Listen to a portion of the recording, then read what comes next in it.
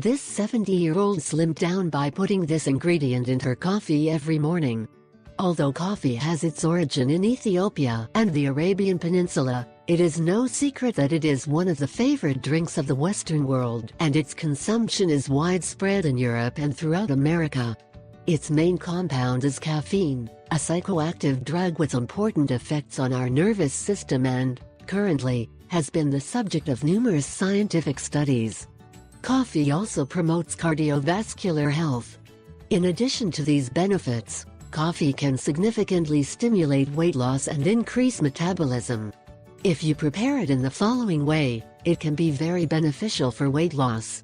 Here is the prescription. Ingredients: 3/4 cup of coconut oil, half a teaspoon of honey, 1 teaspoon of cinnamon, 1 teaspoon of cocoa, optional.